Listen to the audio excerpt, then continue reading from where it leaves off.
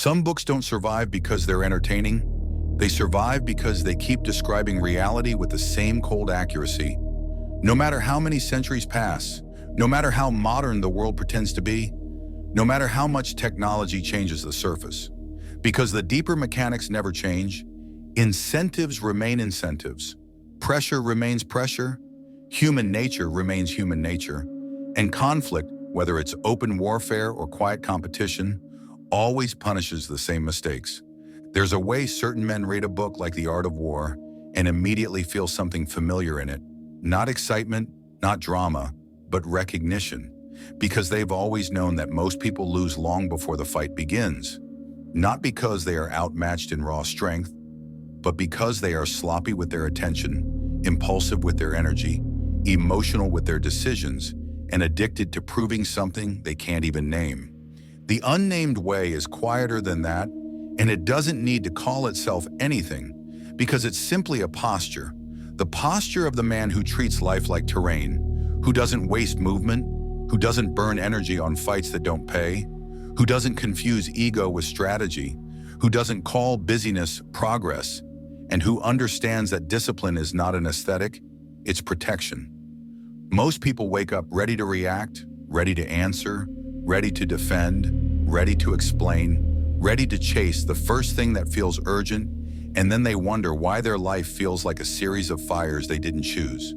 But a different type of man knows something early, sometimes through pain, sometimes through observation, that not every battle is worth taking, and not every enemy deserves your time. And not every conflict improves your position, because conflict has a cost even when you win. And most men only count the prize. They never count the drain. This is where the separation appears without needing insults, because there are reactors and there are hunters, and reactors fight because their emotions demand discharge, while hunters fight only when the conditions make the outcome worth the cost. And that difference doesn't look heroic from the outside. It looks like restraint. It looks like silence. It looks like walking away while the ego screams for blood. It looks like letting an injustice go unanswered, because answering it would steal 3 days of focus and leave you poorer in the only currency that matters. A man learns this the hard way the first time he realizes he can be right and still lose, because he spent his time proving a point instead of building his life, because he chased a small victory while ignoring a larger opportunity, because he let anger choose the schedule. And the schedule is where life is decided. Sun Tzu's line about knowing when to fight and when not to fight isn't polite advice. It's a filter for your entire existence. Because the strongest move in many situations is not escalation, it's refusal, not because you're afraid, but because you can calculate, and calculation is what separates strategy from emotion.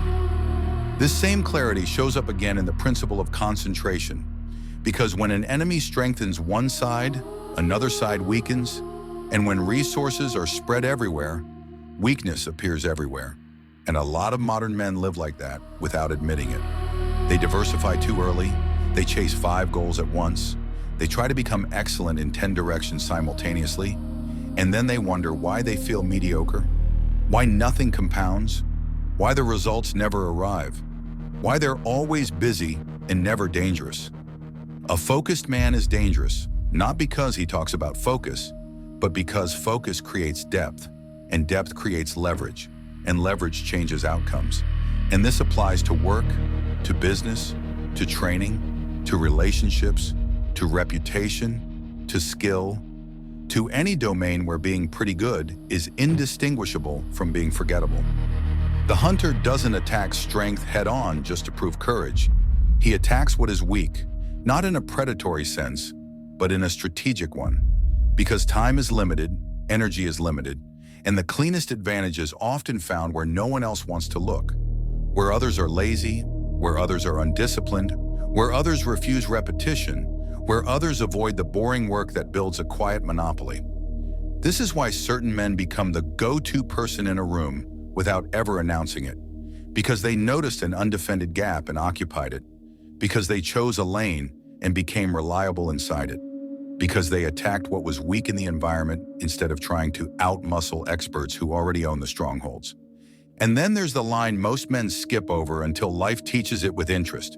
The cost of war, the long drain, the losses that happen even when there is no fighting, the families exhausted, the resources consumed, the patience eroded, the morale collapsing, because every extended conflict taxes more than the battlefield. It taxes the mind, it taxes the body, it taxes the people around you.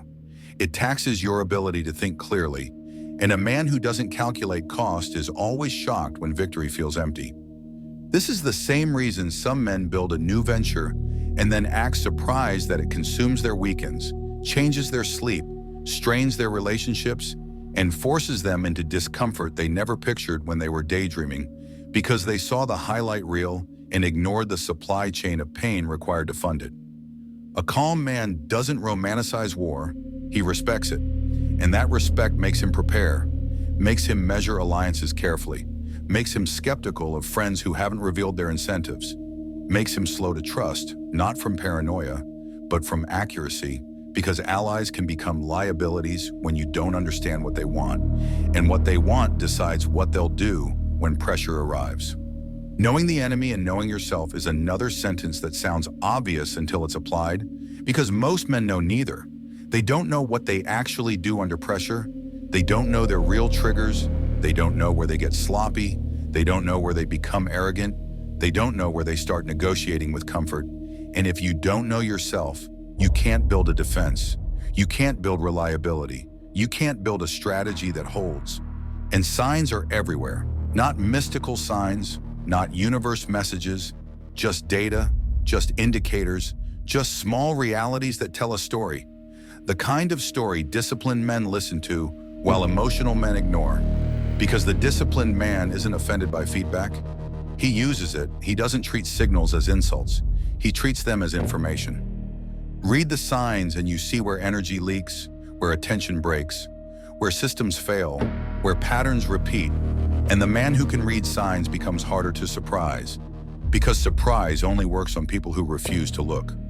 Preparation, the idea that you don't rely on the enemy not coming, but on your position being unassailable, is the difference between men who survive shocks and men who collapse under them. Because life always brings weather, and the naive mind thinks the weather won't come, while the hunter-minded mind accepts that it will and builds accordingly, not with anxiety, but with structure. This is where what not to do becomes more powerful than endless to-do lists. Because a lot of men don't need more tasks. They need fewer traps, fewer distractions, fewer energy drains, fewer automatic habits that quietly sabotage focus, fewer relationships that convert time into exhaustion, fewer commitments that keep them busy and weak. A not-to-do posture looks like discipline from the outside, but inside it feels like relief, because the mind stops carrying clutter. And when clutter disappears, creativity appears. Because creativity is not magic. It's often what happens when attention is no longer scattered. This is why the line about 5 notes and endless melodies lands. Because resources are always limited. And complaining about limitation is the easiest way to remain small, while the strategic mind treats limitation like a forcing function that reveals ingenuity. Because the question changes from, why don't I have more, to what can be built with what is already here. And that shift alone separates builders from complainers. Control of many being the same principle as control of few is another quiet truth, because most overwhelm isn't created by reality. It's created by undivided chaos. And the moment a man divides, batches, assigns, names, reduces switching, his mind stops feeling hunted by his own obligations. There's also the temptation of burning ships, the seductive idea of going all in with no escape. And in some moments that posture is necessary, but the hunter doesn't confuse recklessness with courage. Because courage is not impulsivity, and no plan B is not always strength. Sometimes it's immaturity, and mature men know the difference between commitment and self-sabotage. Then comes the principle the strongest men live by without talking about it, that good fighters put themselves beyond defeat first, and only then wait for opportunity, because defense is yours to build. It's in your hands, and opportunity is not something you can demand. It's something you can recognize when it arrives, and men who skip defense get wiped out the moment life changes tempo.